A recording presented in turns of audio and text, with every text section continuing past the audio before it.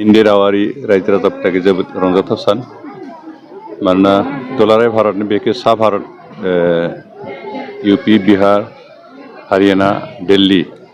आरो राजस्थान बे रायजोफ्राव दिनै छठ फुजा खालामदों आरो बे छठ फुजा बे आइजोफ्रा गाबोन फुंनि 4टा बाजिनिफ्राय दैयाव ओंखारनानै साननि भगबान सानखौ फुजा खालामगोन आरो बे फुजा खालामनाय बिथांमोना बेखौ न'खर गावनि फिसाय गावनि गथ' गथाय न'खर जाहाथे मोजाङै जाथों इसोरा बेबायदि आराधना खालामो आर'ज गाबो बेजों लोगोसे जोंनि न'खरफ्रा गोजोन थासारि जानाय माने जौगानाय माने दुलाराय समाजानो जौगानाय बेनिखायनो बेबायदि मोनसे उद्सबनि गेजेरजों जोंनि गेजेराव जे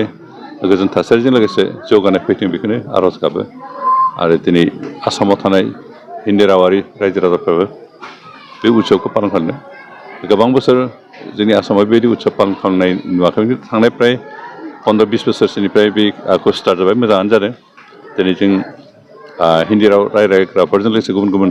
हारि हारिसाफ्राबो बेयाव सहयोग खालामनानै जोंनि गेजेराव खौसेथि अनलायनाय जादों बे बाथ्राखौ फोरमायदों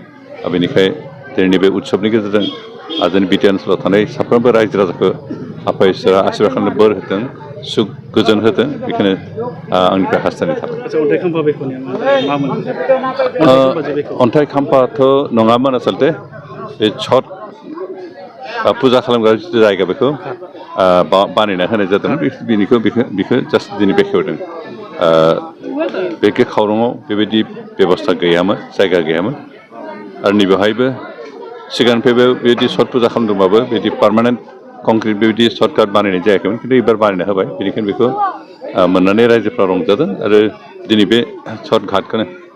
बानायखांनायखाय बेखेवनाय जादों बेखौनो बे छठ फुजा जिहेतु समाजनि मोजांनि थाखाय न'खरनि मोजांनि थाखाय आर'ज गाबनाय मोनसे उत्सब जायो बेनिखायनो बे छठ फुजानि गेजेरजों आफा साफ्रोमबो सुबुंखौ रायजो राजाफोरखौ बेखौ बिटिआर ओनसोलनि गासै सुबुंफोरनो आशीर्बादजों बोर होदों बेखौनो खावलायो